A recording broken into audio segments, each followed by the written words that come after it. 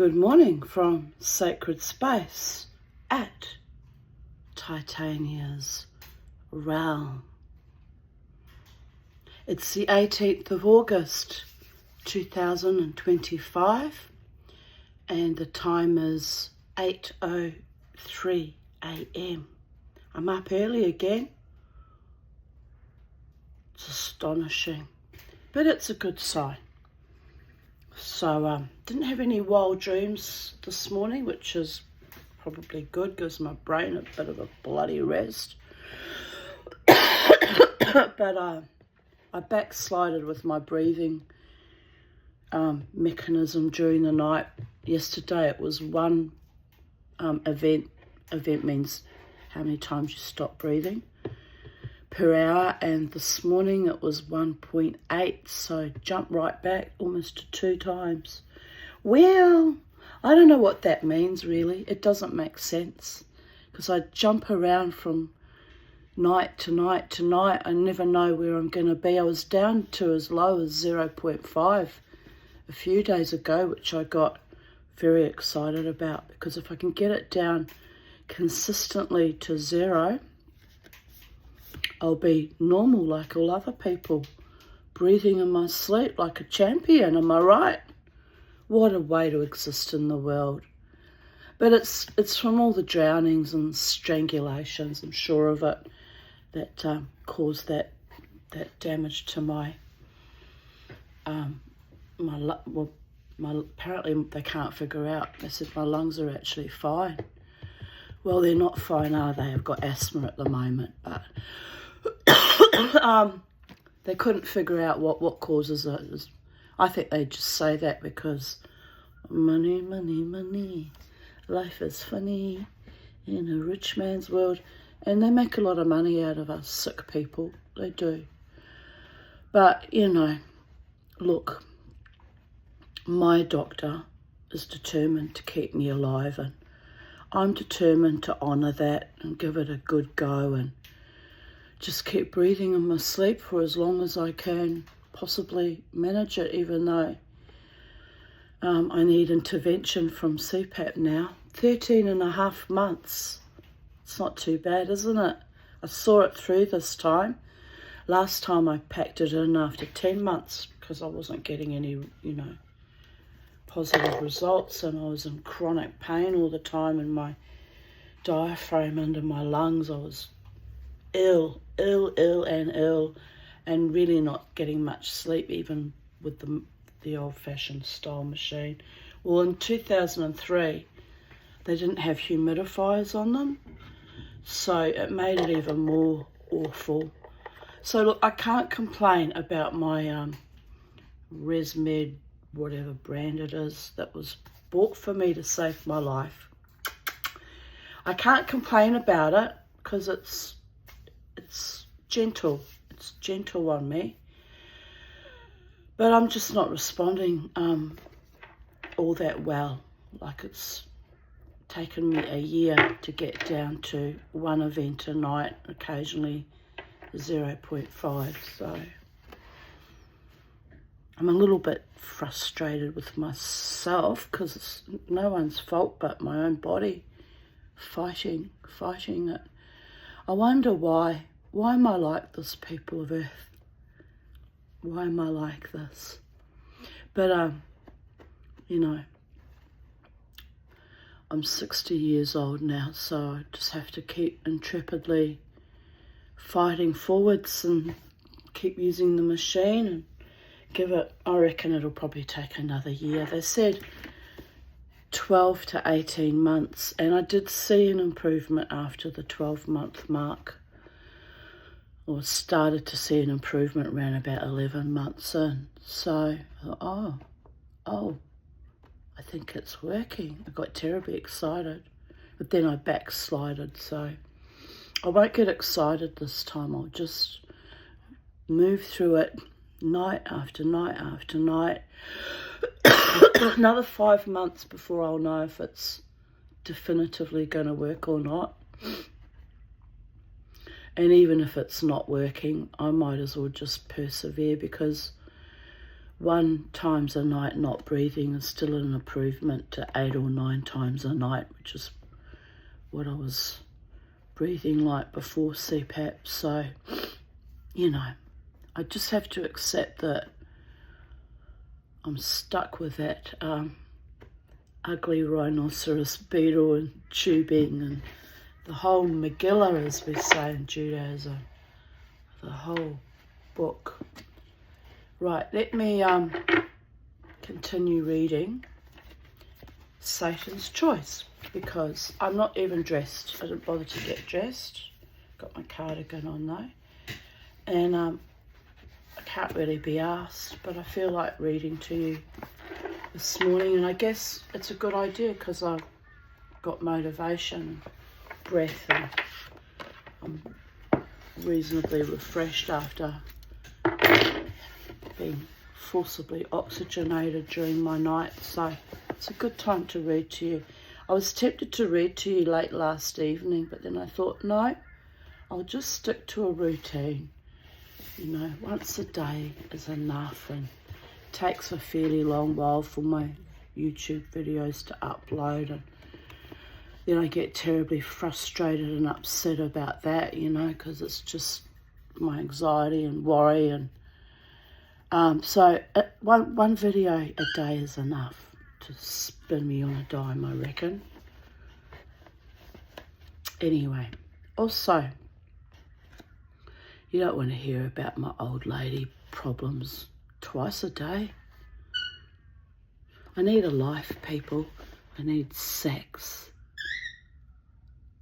Nah, but I need a life. I do need some kind of a life. Well, today is Monday, and the week stretches ahead of me. I'm going to make myself. I haven't had proper exercise in 3 weeks since I got sick.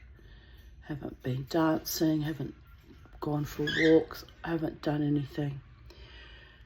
Although I did have a burst of activity yesterday. I emptied my compost bin into one of my, well, it's an old bathtub, little garden beds, and I emptied it out, and that nearly killed me actually, because it was very heavy, and the compost was very compacted, and it took me forever to scrape it all out. So that was a workout, that was exercise. And you should have seen me. You know, I try not to die in the process, but, you know, well, I'm always like that, aren't I? So I just took it slowly and kept at it till it was done. And, no, it was the day before yesterday I did that. Had a real burst of feeling strong and energised and needing the exercise. And then, yes, 2 days ago it was. And so then yesterday it was funny. I look out and my local scrub turkey, that there's 3 or 4 of them that practically live here now, they wander through like they're pets. Well, I have been kind to them. So I even saved one of them when they were tiny chick once. Saved them from my cats. So they think of me as, you know, Mama T, Sacred Space Garden. So they come, you know, strutting through the garden, and I look over, and it was quite a big one. It must have been a male. And he's head down, ass up, scooching all the freshly laid down compost out of my bin, looking for cockroaches, which I don't mind because I don't want cockroaches. So I hope he's eating those bloody cockroaches. I hope he is. So I was both annoyed that he was scooching all my compost out of the bathtub, and happy because I thought he'll be eating the bugs, and there's worms in there too. So I was like, well, you know, swings and roundabouts at Sacred Space. You never know what you're gonna get. And he was a happy bird. I didn't even yell at him. I just rolled my eyes and thought. I walked past him though, and I said, "You've been a very busy bird, haven't you, you naughty boy, you mean little bird, kicking out all my compost." And he just smiled at me and kept going. Happy bird he was. I've got my birdie boys out. Say hello to the people of Earth, Kermy boy. Say hello. Good morning. There's little Bo. Good morning, little Bo. Oh, you're so pretty. He's so stupid. He doesn't know his door's open, that he could come out. I'll leave him to do his own thing. He's got his own mind, that little one. But I was impressed when I brought them back in from being out in the garden yesterday. I sat him in the little, you know, his small cage that he originally came to me in, which I sit him out in the garden in, and he doesn't like it. He's cramped in it now. He knows he's cramped because he's got this much bigger cage now. But anyway, normally I have to catch him out of the small cage and to transfer him back to his big cage, you know, with the gloves I use. And I thought, I can't be bothered. I'll just leave the door open and he can work it out himself. And sometimes he sits there and doesn't work it out and I have to catch him anyway. But yesterday, Bo was a big boy and he was a very clever boy. He worked it out all by himself. Oh, I can fly out and fly to my big cage. And he did it, and then he turned and he looked at me as if to say, oh, I'm a big boy now, I did that all by myself. So I made a big fuss and told him what a good birdie he was. And 'cause he hates me catching him in the gloves, you know. They hate it. It's scary, you know. They don't get hurt, but it's just that feeling of being woman-handled. Anyway, they're getting the hang of things now. Kermy, are you stalking the Bo? Are you stalking the Bobo? Yes. Don't be mean to the Bo. He's your brother from another mother. But Mama T's a weird-looking brother. He's not my species. I know, it's why I said from another mother. You don't have to kill him because he looks different, okay? Somebody should teach the humans this too. On that note, we'll continue with chapter 25, Milestones.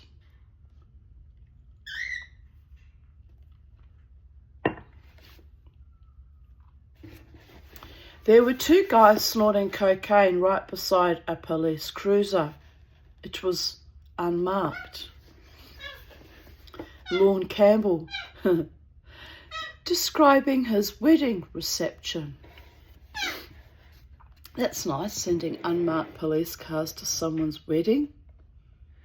Must have expected trouble. Right. What you doing, little snooky? That feather that looks so loose that I thought he was going to drop doesn't look loose anymore. He's sorted it out. Oh, I was kind of looking forward to getting a feather from him. It's got beautiful green feathers. I'll show you this one. I showed you that one the other day, didn't I? Yesterday. Was it yesterday? Space-time continuum is just flubbery. Yeah, I showed it on my wand in my living room. I showed it to you. But this one's got a lot of yellow in it. Very pretty. Charlie, I used to collect. I've still got all Charlie's little feathers that she dropped too. Well, she didn't technically drop hers. She was yanking them out vigorously. She really wasn't well for a long time, my little baby, my darling, my sweetheart, my angel. Anyway. Bernie the frog. Gendon.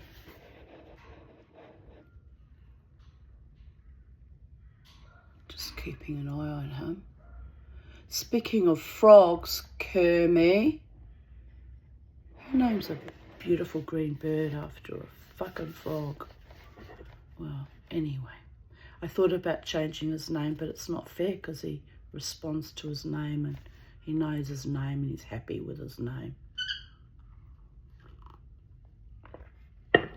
Right, Bernie the Frog Gendon retired from the choice in 1996 at age 54.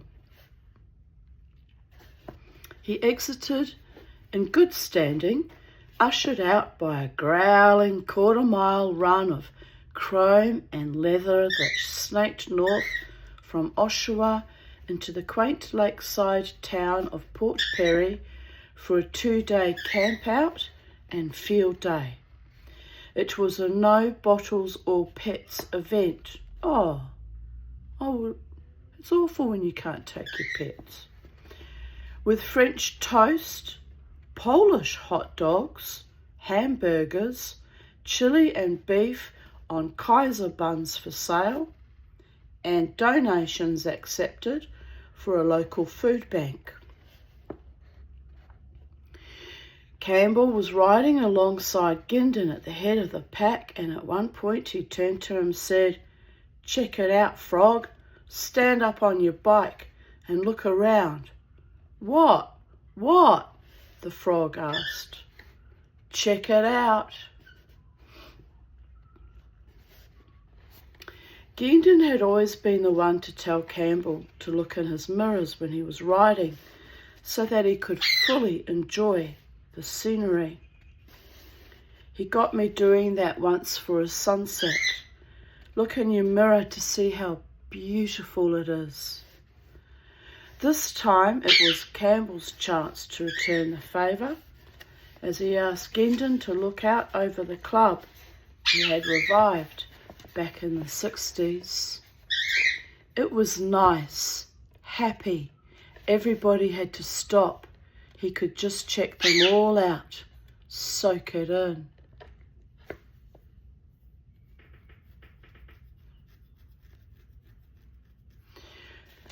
The next summer, it was Campbell's turn to retire in good standing from the Satan's Choice. After 9 straight years, although he wasn't straight that whole time, but I couldn't help myself. 9 straight years as Oshawa chapter president. He means consecutive years. And by straight, we're not talking about sexuality here, but behaviours. Behaviours.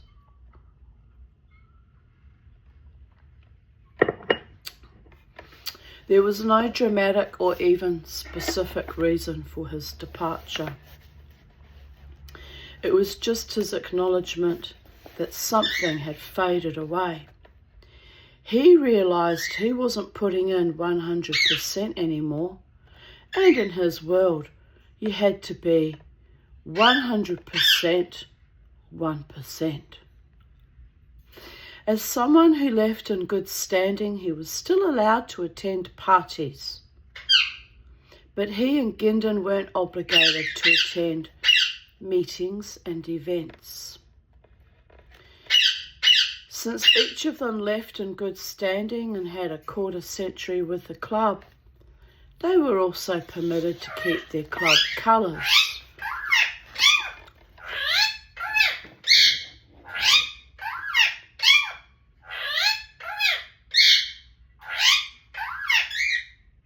Happy boy, Kermie. Who's the happy birdie? He's a happy singing birdie. We went through the full repertoire there. Didn't you, handsome boy? I'm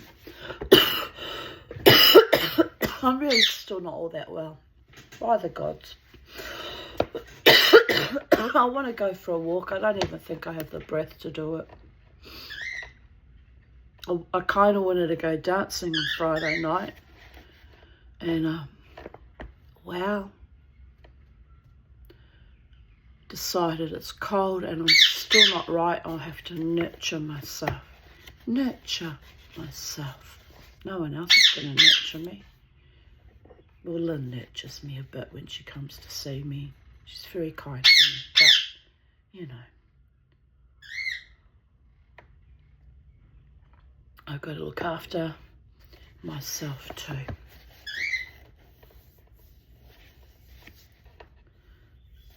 They were also permitted to keep their club colours. They just weren't permitted to wear them anymore. Isn't that weird? You'd think they'd be allowed to wear them since they've retired. They haven't done anything wrong. Anyway. Quarter century with the club. That's a long time too. To mark Campbell's retirement, there was a party planned called A Run of Memories. All of the outlaw clubs in Ontario, except of course the Outlaws, attended. To get there, Campbell led a procession of club members and friends on his brand new 1997 Harley Classic. They first rode up Simcoe Street through Oshawa, a massive reenactment of the Simcoe Street parades by the Phantom Riders that had so impressed him as a child. Then they wound through Durham region and west to their eventual destination of Brown Hill in East Gwillimbury, north of Toronto. Are you going in to annoy that little beau? I'm watching you stalking the beau. I'm watching you, Kermie. He says, I think I might think it out again. She's onto me, the mummy. She's got eyes in the back of her head. No, she's got the iPhone in the back of your head. Yeah, he's going to annoy the crap out of her. All right, but don't you hurt him, because I will be very upset and angry if you hurt my little beau. Just behave yourself. He was quite aggressive with him yesterday. I was worried.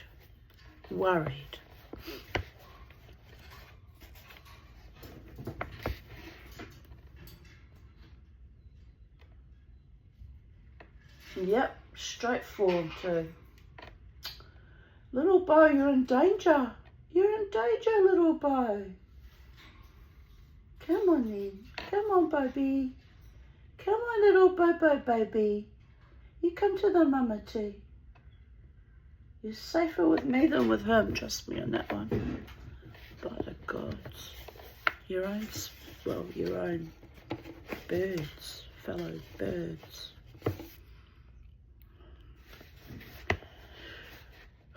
Well, I'm not safe with other humans, so trust me, I know what that feels like, more than most entities. The pack grew as they rode along, pulling in current and former members of the Vagabonds, Paradise Riders, Red Devils, Last Chance and other clubs, as well as friends and supporters. Some 150 Harley riders finally arrived at the field day site under the eyes of officers circling in an OPP helicopter.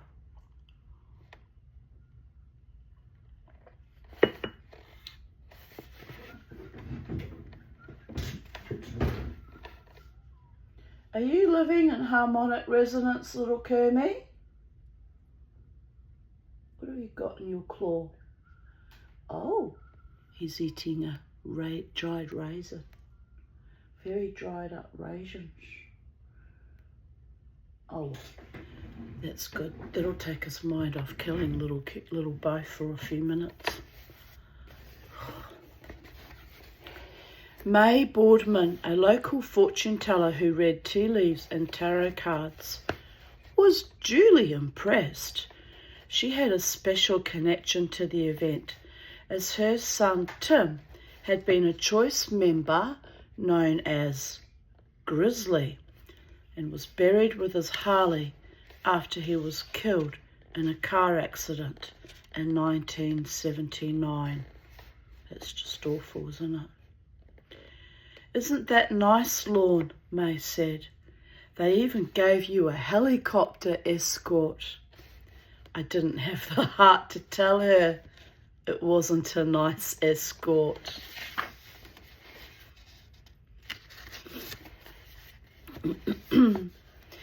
Campbell's 50th birthday on September 2nd. Day before my ex-husband's. So he's a Virgo. On September 2nd, 1998, was another chance to get together with members, past members and friends.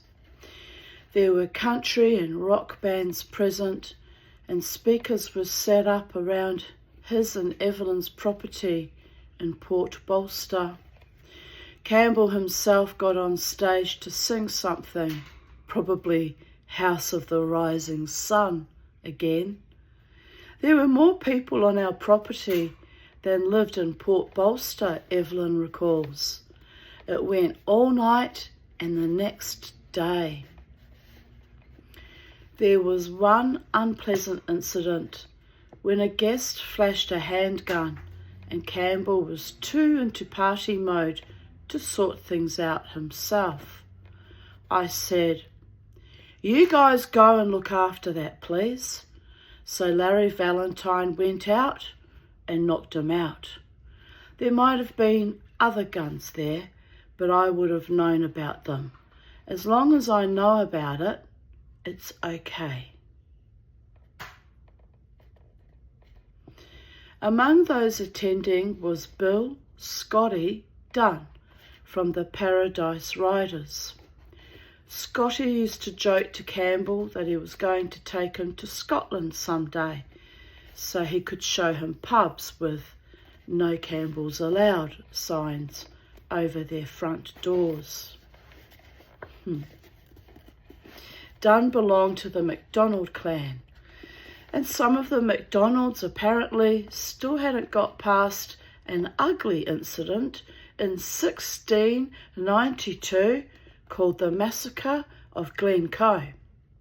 That's when 78 unarmed MacDonalds were slaughtered by soldiers led by Captain Robert Campbell of Glenlyon. What made it worse was the abuse of hospitality involved in the preamble to the slaughter. The victims were wined and dined for a week until their guard was suitably lowered.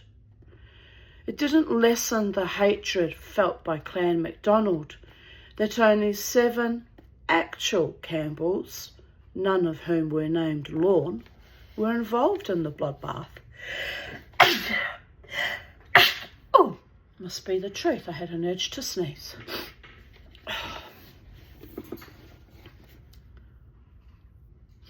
When Dunn made these offers, Campbell would reply, "Sure as hell after a few drinks you would be saying, 'Lorne, tell them your last name.'" It was a joke between them that seemed to improve with age, like good Scotch whisky. And so it was with a great deal of pain that Campbell heard that Scotty had crashed his bike and suffered severe brain damage in an accident near Sudbury, riding home from Campbell's birthday party. His girlfriend was badly injured as well. Well, that's just awful, isn't it? Scotty was strapped to a hospital bed in Sudbury when Campbell arrived to see him. "I want a drink," Scotty said. "I can't give you a drink," Campbell replied. "Untie my hands." "I can't." "Untie my hands." "Scotty, I'm sorry, I can't." Scotty noticed a door in the corner of his room. His tone was now conspiratorial, like that of a gangster in an old movie. "Lorne, where does that door go to?" "I don't know." "Check it out for me." Campbell checked it out. "It's a set of stairs. We're out of here tonight." "Okay, Scotty." Campbell left his friend in the care of the hospital. He was eventually untied and allowed to leave the bed, but Scotty was never the same. Poor lad. Psh, psh. Campbell was intrigued by the soft hissing sound at a party at Hell's Half Acre, the waterfront property at Caesarea, west of Toronto, in 1999. I'm looking at a half dozen Hell's Angels. They've all got balloons. I'm thinking they're going to hang them up, decorating. Half an hour later, they've still got them. Nurgut, senior Hell's Angel Walter Stadnick, comes over and says, "It's nitrous oxide." Nitrous oxide isn't to be confused with helium, which can make an imbiber sound like Donald Duck. Nitrous oxides, also known as laughing gas or sweet air. And it's used in surgery and dentistry, as well as for boosting the power of rockets and engines. They gave me some when I was first in labour with Crystal. It didn't do anything. Nothing worked. Oh, it was a terrible birth. 28 hours of absolute writhing agony. In the end, they gave me a epidural, and the anaesthetist was a cold, sadistic bastard, and he nearly paralysed me. He was that far away from hitting, the wrong spot in the spine, and it took ages even for that epidural to kick in, and eventually it did though, but it hadn't worn off when I delivered. It didn't wear off for a couple of hours after her birth. I was still paralysed. I had to go to the toilet. Well, I wanted to go to the toilet. I didn't know, because no one tells you, and I'd never given birth before, like duh, that you're supposed to do your first pee in a pan so they can measure everything, and it's gross. I won't go into details. There's probably men watching this video. But anyway, so I hopped up on one leg, on the leg that I had feeling in. This is how crazy and determined I was, even as a young woman. I was 20 and a half when I gave birth to my Crystal. I got myself off my hospital bed, and even the other mother in the room, her name was Tanya too. She was a lovely Māori woman, Tanya. Tanya says, "Where do you think you're going, Tanya?" I said, "I'm going to the toilet." "Do you think that's a good idea?" I said, "I'm busting and I'm going to the toilet and I'm going on my own steam." "I don't think you're supposed to do that, Tanya." I said, "I don't care." Wow. I cared, all right. I hopped on the good leg that still had feeling. Hopped. Very weak I was too from the dreadful, difficult birth. I get myself to the toilet that was in our room. I open the door. Thank God it had handles to hold on to. Holding on to these handles. Get myself down on the loo. That was fine. And I freaked out. There was just so much blood. I freaked the fuck out. I didn't know what was normal, what wasn't normal. Don't think that was normal, actually. So much blood. Anyway, so I'm sitting there freaking out. Tanya outside can hear me going, "Oh my God, oh my God, oh my God." Really freaking. And I thought, well, what can I do? I'm in the hospital, I should be fine. So, clean myself up. And I go to stand up. But like an idiot, I forgot that I'm still paralysed down my left side of my body, down my left leg. So I'm pulling myself up, put too much weight on my paralysed leg and foot, or foot and leg, collapsed in a heap on the floor. I'm lying there on the floor thinking, I won't be able to get up. And there's a call button in the toilet. I could have pressed the call button, but I knew they'd be livid with me. I just somehow knew that I shouldn't have done that. And I thought, well, what am I going to do now? So I just lay there on the toilet floor, which was November, so it was summer, but it's air conditioned in hospitals. It was kind of cold. I'm lying there going, oh my God, oh my God, oh my God.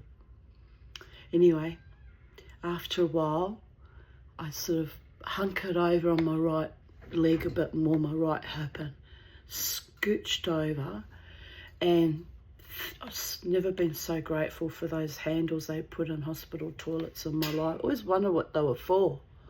You know, you take it for granted when you're healthy, don't you? And I grabbed it and I gently pulled myself up, and I was so weak. I got myself up on my right knee and pulled my left knee into, just literally slapped my leg, pushed it into position. I still don't know how I did it because I was paralysed on the left side. It's not funny, but it was very scary. And then I pulled myself up, I got myself up, and I'm swaying from weakness, thinking I'm going to go down again. I just stood there holding myself, swaying. I took a few deep breaths. I opened the door and I hop. And Tanya says, what the fuck happened in there? I said, I fell on the floor. Jesus, Tanya. She said, why are you doing this? I said, because I will not be turned into a cripple by anyone. Do you understand? Okay, Tanya. Which is not funny, because imagine if I had actually been crippled by that epidural, permanently damaged. It probably saved me making myself walk on that somehow, just being in denial and making it happen. Sheer willpower alone. Anyway, very gingerly get myself back into my hospital bed, and I literally kind of passed out with exhaustion because it was a lot. Anyway, the midwife comes. Tanya dobs me in immediately. She's been to the toilet. She fell on the floor. What? They start yelling at me. We're supposed to measure that. I said, it's gone. It's in the toilet. How much blood was there? A lot. How much? I said, how should I know? I peed. I don't know. We're supposed to measure it, she says. I said, well, you can't measure it. It's gone. I can't believe, she says, that you walked on your paralysed leg. I said, well, I didn't walk on my paralysed leg. I walked on the good one. Then it went out from under me, and that's how I fell. She just stared at me. She did not have an ounce of compassion or sweetness or kindness or tenderness, that woman. She just stared at me like I was some kind of freak of nature. I guess I was a freak of nature. I've always been a freak of nature. I'm not going to be turned into an invalid unless, it's absolutely necessary. Look how I fight this even with CPAP for the last 13 and a half months.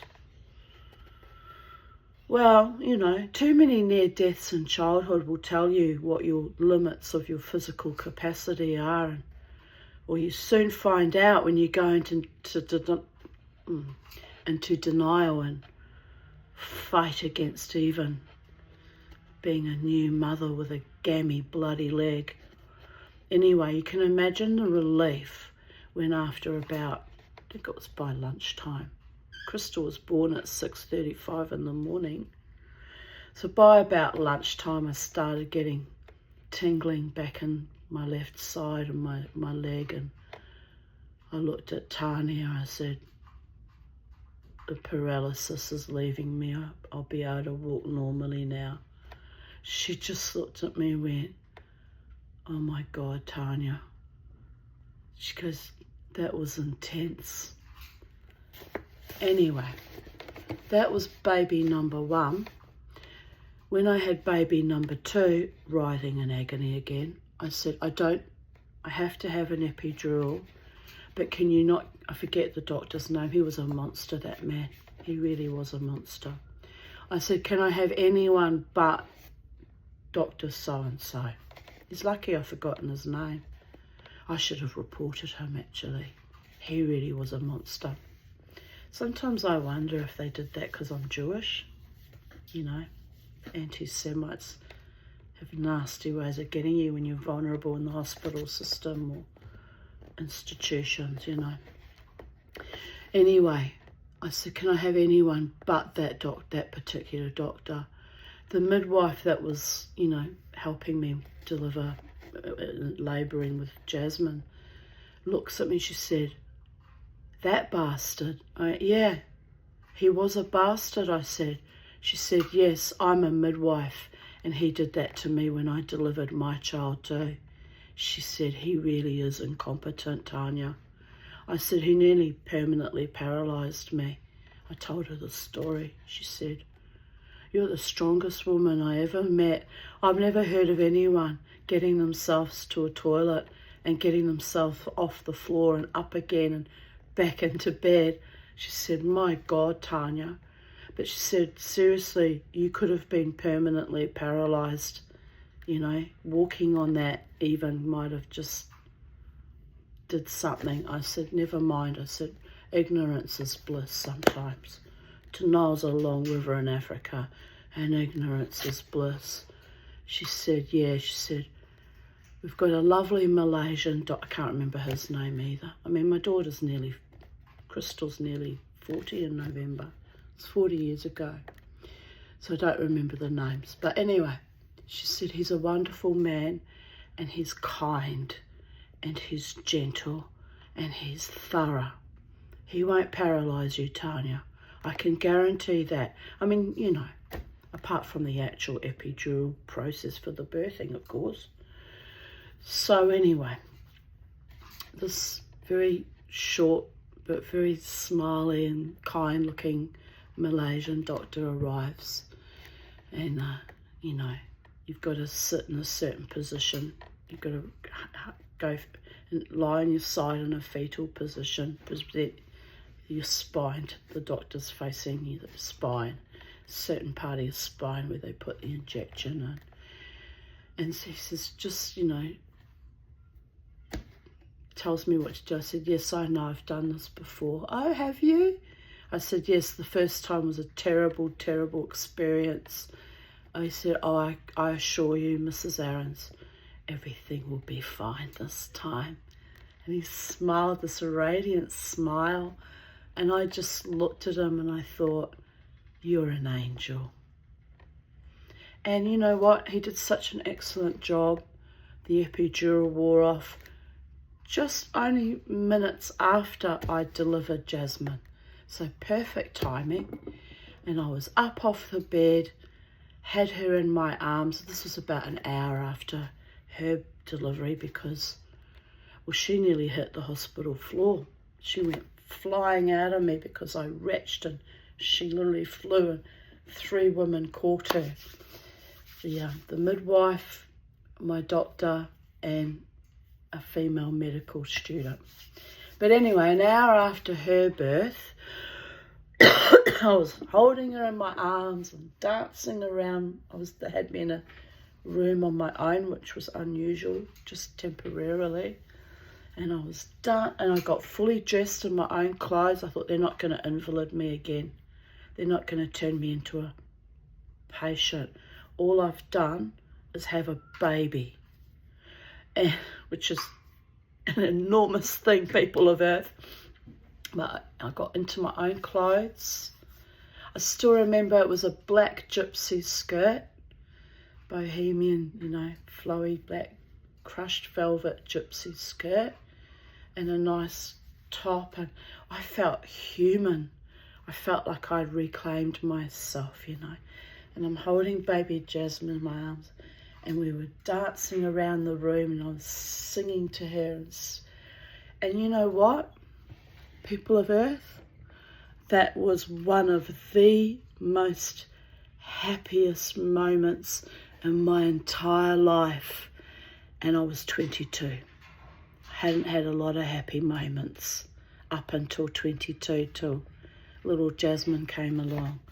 And she was an angry looking baby. She was always had a scowl on her little face, and she was not a happy-go-lucky baby, whereas Crystal was a lot sunnier.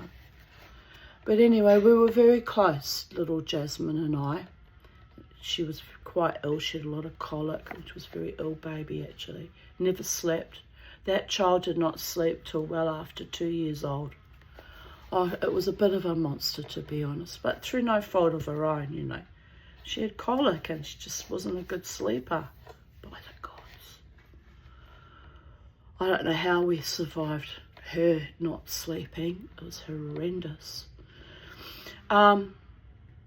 Anyway, we were very, very close till she got to about 9-ish. And then she just changed and became very difficult. It was after, because I separated from her father when she was 7. So anyway, and by the time she was a teenager, she hated me. There's nothing I could do. Can't make people love you, can you? So there was that. But anyway,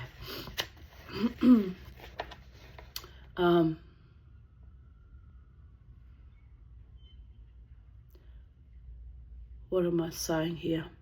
Oh, we got segued because of the mention of nitrous oxide, which is useless if you're a labouring woman. Don't even bother. It's a waste of time. Maybe it works on other people. I don't know. Nothing works. Drugs don't work on me. I knew that even when I birthed my children.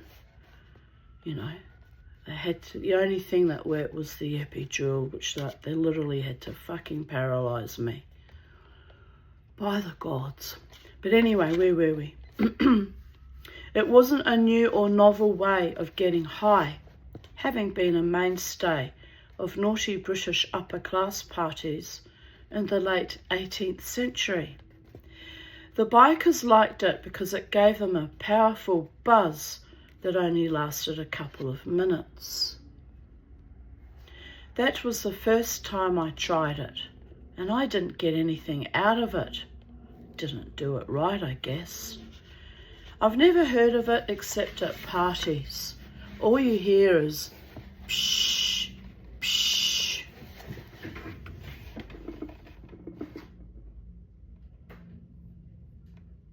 Just checking on my birdie boys. He's been good, but you know, they're freakishly silent. Well, little Bo feels safe because he's preening. He wouldn't be preening if he felt threatened, trust me on that one. You sitting there together, my boys? Brothers from another mother.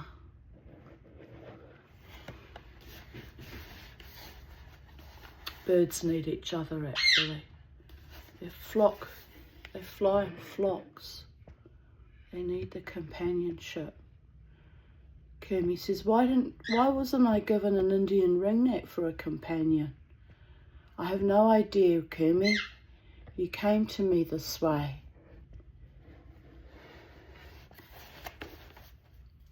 Right. Campbell.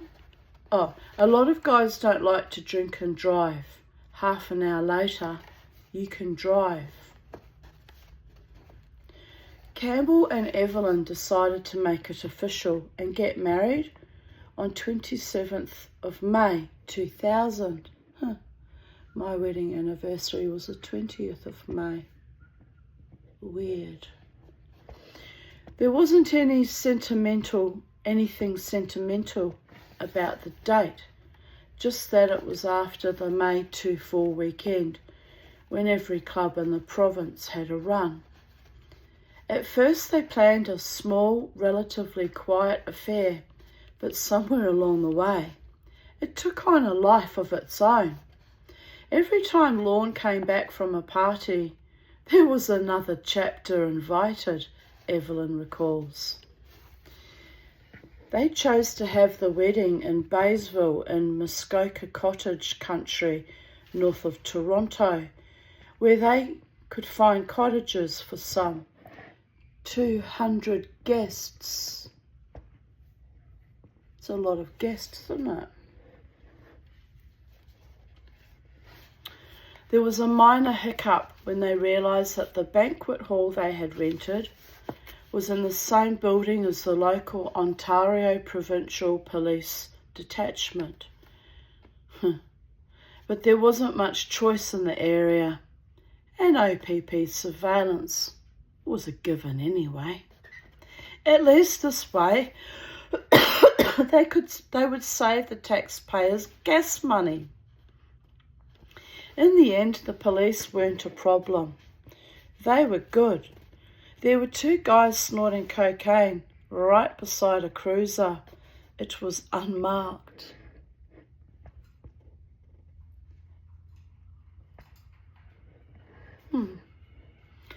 There were tuxes and club colours, and Campbell sang "Today I Started Loving You Again" by country stars Merle Haggard and Bonnie Owens.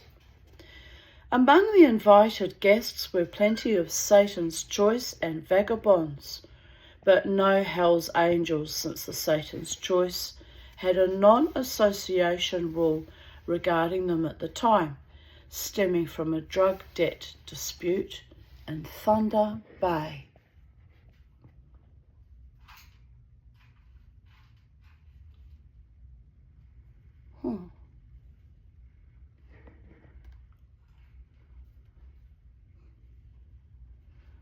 Bo's preemie, Kermie's eating all his food.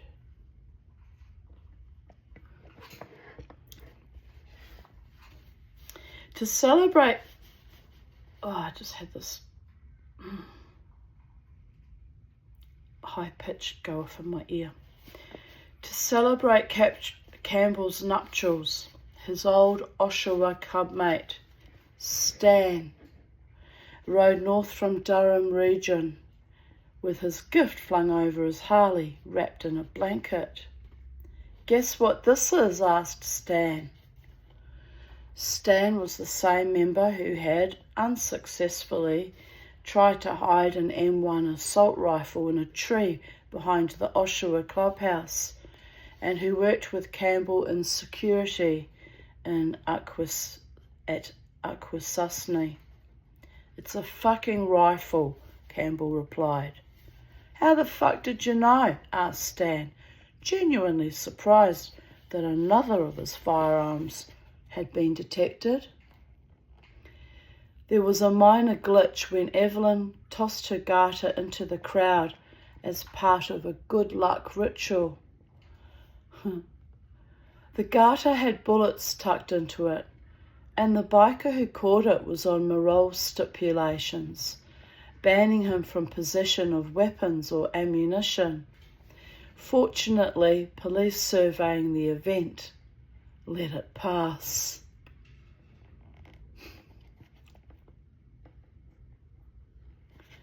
Why would you put bullets in your garter though? Oh well.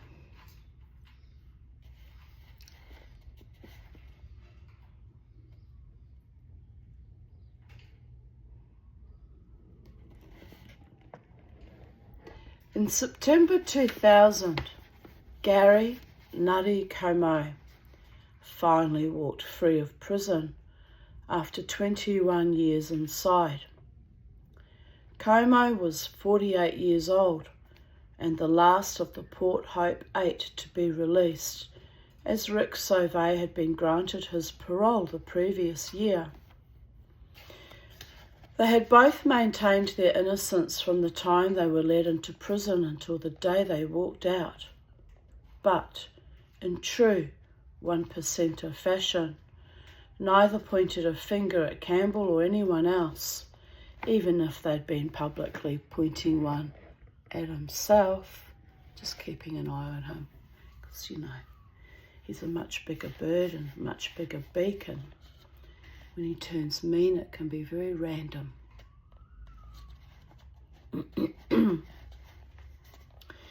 By this time, their former co-accused, Armand in the Trunk Sanguini, had been dead for close to 2 decades.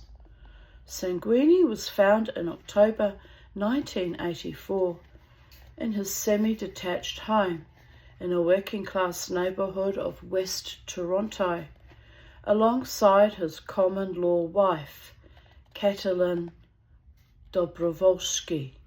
A hypodermic needle lay nearby. It could be murder-suicide, a double suicide, a drug overdose. We don't know at this point, a police spokesman said. No one was ever charged with the deaths, and bikers assumed it was a misadventure with heroin. The drug Sanguini was so confident he could control. Idiot.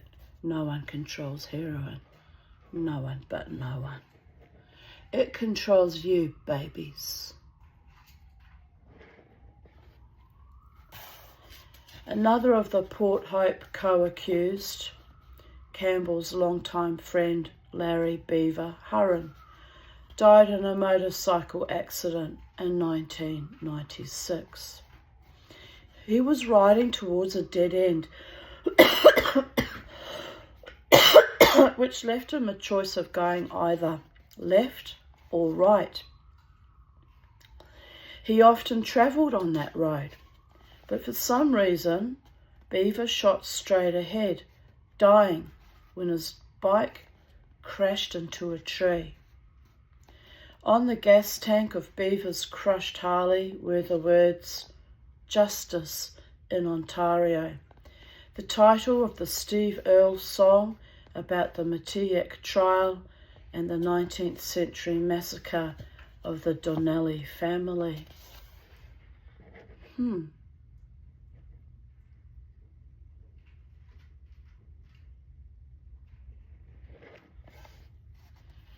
In the fall of 2000, Campbell got a phone call from Mark Stevenson, the millwright, who had succeeded him as president of the Oshawa Satan's Choice chapter. Stevenson gave Campbell the news that the Hells Angels had offered his chapter full membership in their club.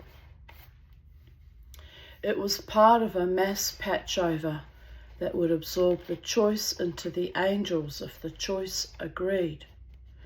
Stevenson wasn't sure how Campbell would take this. It was a chance to be part of something global, since the Angels had more than 3,600 members on 5 continents. It also meant the end of the road for the once fiercely proud, all-Canadian Satan's Choice Motorcycle Club. Campbell liked the idea. He had tried to get the Angels into Ontario a decade earlier, when he and Gendon and others rode out to Sorrel to make their pitch. In Campbell's view, it helped that the Hells Angels still hadn't made peace with the Outlaws.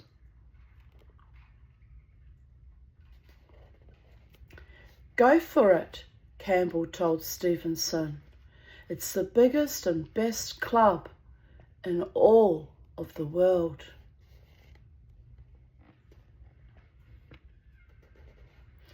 Not long after he got the call from Stevenson, Campbell too got a call from the Angels, along with his old Satan's Choice mentor, Bernie the Frog Gendon. They were both still part of the Choice Brotherhood, even if they weren't still members. Campbell and Gendon talked about it on the phone. Once they had both been particularly against American-based clubs, but the world had changed, and they didn't want to be left behind. "It's a club with charters anywhere in the world," says Campbell. Gendon felt some obligation to accept an Angels patch. It would be a signal to others in smaller clubs that joining the Angels was the way of the future. We had to follow, says Gendon. We had no other alternative in a sense. You're trying to keep your guys together. There could be severe health risks if current choice members simply blew off invitations to join the Angels. The president of a Winnipeg club who didn't want to join the Angels had recently been murdered. There weren't any convictions for the killing, but it was also natural to wonder if he was killed because he opposed assimilation.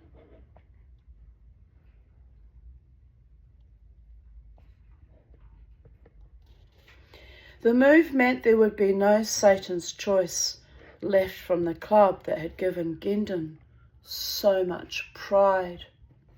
It was sad, but like everything else, it's progress, Gendon says.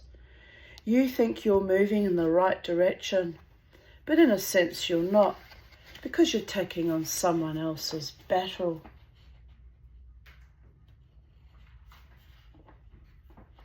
In December 2000, just spy on my boys a bit. You been good boys? You're such a good boy, Kermie. I'm going to keep you. I'm going to keep little Bo too.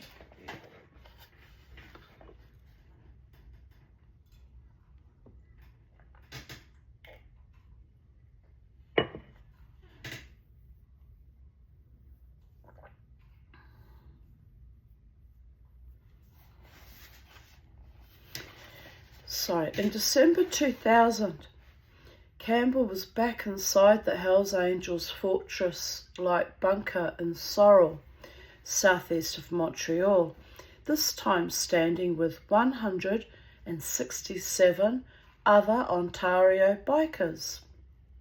The Sorel Charter was the first for the Angels in the country. It was here that they planted their flag when they moved into Canada in December 1977, building from the membership of the old Popeye Club. Campbell had ridden there on a new blue classic Harley for an event that would change his life. Just check something, people of Earth.